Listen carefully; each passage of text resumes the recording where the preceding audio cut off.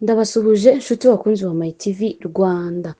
Perezida wa Venezuela Nicolas Maduro n'umugore we bajyanywe mu rukiko rw'i Manhattan muri Leta Zunze Ubumwe za Amerika kuri uyu wa gatanu Mutarama 2025. Bavanywe muri gereza bambaye impuzankano ya kaki bafunze amapingu. Uyu mugabo wavugaga mu rurimi rw'ikinyespanyolo hakitabazwa umusemuzi yavuze ko ari umwere ndetse ahita ahamya ko yashimuswe.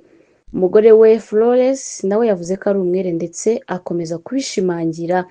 Mbere yo kugera mu rukiko, Maduro na Flores bari baherekejwe n'abarinzi bafite intwaro kuva kuri Metropolitan Detention Center in Brooklyn cyangwa se gereza y'umujyi wa Brooklyn. Hanyuma babanje kugenda na helicopter, nyuma benda kugera ku rukiko bashyirwa mu modoka za gisirikare zidatoborwa n'amasasu. Urubanza rwa Maduro ruri kuburanishwa n'umucamanza witwa Alvin Herrnstein. Umwunganizi wa Maduro yitwa Belly G. Polak, ni nawe waburaniye Julian Assange, akaba yavuze ko ubu Maduro ataje kuburana asaba gufungurwa. Iburanisha rya none ryamaze iminota ibarirwa muri 30. Umucamanza akavuga ko urubanza ruzasubukurwa muri Werurwe kwa 17. Ibyaha Maduro aregwa bifitanye isano n'ibiyobyabwenge, ni ukuvuga iterabwoba rikorwa n'abacuruzi b'ibiyobyabwenge bagamije guhindura ibyerekeye politike y'ibihugu. Mu ndimi z'amahanga byitwa narco terrorism. Harimo kandi ibyo gukoresha amayeri agamije kwinjiza kokayine muri Amerika, gutunga imbunda n'ibikoresho bishobora kwifashishwa mu gusenya n'ibindi. Uru rubanza rurimo umugore wa Maduro, umuhungu we n'abandi bantu bamwe bo muri guverinoma ndetse n'itsinda ry'abacuruzi b'ibiyobyabwenge rizwi nka Tren de Aragua. Maduro n'umugore we bafashwe n'ingabo za Amerika kuwa 3 Mutarama 2026. Amerika yateguye iki gitero mu mezi menshi ashize kuko muri Kanama 2025 yari yarohereje abatasi bayo muri Venezuela bagomba kumenya aho Maduro ajya, ibyo arya, ibyo yambara n'aharara. Trump nawe yari yamaze amezi menshi ahanganye na Maduro ndetse yabanje kumusaba kwegura ariko Maduro arabyanga. Ese guhirika ubutegetsi bwa Maduro bihatse iki? Amerika nicyo gihugu gikoresha lisansi nyinshi ku isi kuko gikoresha nibura hejuru ya 20 by'ikoreshwa yose ku isi, ni ukuvuga 20% nyine.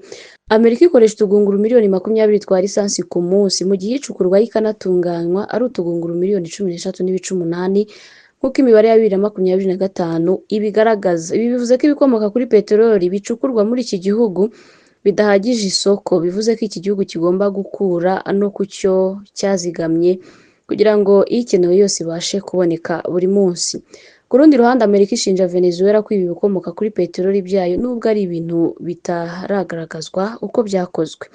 Kamala Harris wabaye Vice Perezida wa Amerika ku butegetsi bwa Joe Biden yavuze ko iyi ntambara Trump arwana na Venezuela kugeza ahiritse ubutegetsi bwayo ishingiye ku bikomoka kuri peteroli. Venezuela nicyo gihugu gifite peteroli nyinshi idatunganyije kuko ubu kibarirwa utugunguru miliyari 303 mu gihe Amerika isigaranye tubarirwa muri miliyari 50. Venezuela icukura utugunguru miliyoni 1 twa lisansi ku munsi, ariko iyo iki gihugu gikoresha ntabwo igirenga utugunguru 350. Venezuela iramutse ikoresheje lisansi yayo yose ku muvuduko ikoreshwaho hatabayeho kuyohereza hanze, bagikoresha utugunguru 350, yamara imyaka 2460 mu gihe hakomeje kugurisha hanze y'igihugu utugunguru turi hagati y'500 n'800, nabwo yamara imyaka 830. Baramutse bongeye ingano y'iyo bacukura ikagera ku tugunguru miliyoni 4 ku munsi, iyi peteroli yabo yamara imyaka 200. Imibare nk'iyi irya mu matwi Trump n'ubutegetsi bwa Amerika kuko bo za miliyari 50 bafite baramutse bazikoresheje ku muvuduko nk'uwo biriho uyu munsi bazikoresha imyaka 7.5. Donald Trump yavuze ko nyuma yo guhirika ubutegetsi bwa Maduro, Amerika ari izayobora Venezuela kugeza igihe azashyirirwaho ubundi butegetsi. Ubucukuzi bwa peteroli muri Venezuela bukeneye ishoramari rya miliyari 185 z'amadolari kugira ngo uru rwego ruzahuke kandi rukore neza, bityo hacukurwe nibura utugunguru miliyoni 3 ku munsi. Trump yiteguye gutanga ikiguzi cyose gishoboka ngo peteroli ya Venezuela ayicukure mu buryo busesuye.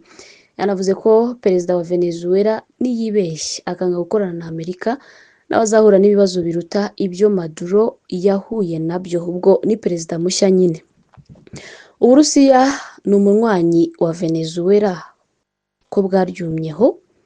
Uburusiya na Venezuela ni inshuti z'akadasohoka kuva mu binyacumi by'imyaka myinshi yashize. Mu myaka 200, mu myaka 2000, Uburusiya nibwo bwagurishaga intwaro Venezuela, bakagirana n'umubano wihariye urimo no kuba Uburusiya bwaragiraga ibirindiro muri iki gihugu.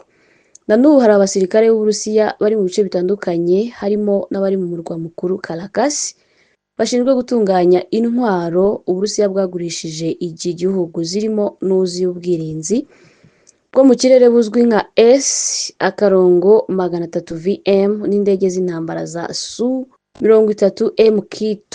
Mu mpera za 2025, abasirikare ba Venezuela bakoranye imyitozo ikakaye n'Abarusiya bagamije guhangana n'ibitero bya Amerika. Abasesenguzi bemeza ko ubu Uburusiya na Amerika byemeranyijwe ko buri wese atwara inyungu ze hagati ya Venezuela na Ukraine, bivuze ko Amerika igomba guharira Uburusiya bukavana umutungo kamere kandi bugafata ibice bya Ukraine, na Amerika ikigwizaho ibikomoka kuri peteroli bya Venezuela. Amajwi rero asigaye n'ay'Uburayi. Trump abona ntacyo bukivuze ku ruhando mpuzamahanga. Ubushinwa butajya bwivanga byeruye mu bibera ahandi. Ubuhinde nabwo buvugira hakurya y'inyanja, mu gihe Loni n'ubundi iyobowe na Amerika ntacyo yabikoraho. Afurika yo ihagaze he? Amasengesho asigaye ku bayobozi bayo ngo batazagirwa ayifundigira ibivuzo. Urwariye Maduro nabo rukabahekenya. Ndabashimiye cyane inshuti bakunzi ba My TV y'u Rwanda. Ibiganiro byacu kandi bisesenguye neza anakagaruka. Tubane umunota ku wundi uzajya umenya amakuru yose agezweho, by'umwihariko kuri iyi kese ya Perezida Maduro na madamu we batawe muri yombi na Amerika, hakitwazwa ibyitwa ibiyobyabwenge, nyamara amakuru menshi akagaragaza ko Amerika inyotewe cyane no kwikubira uruzabibu rwa Venezuela, ari rwo ibikomoka kuri peteroli biboneka muri iki gihugu.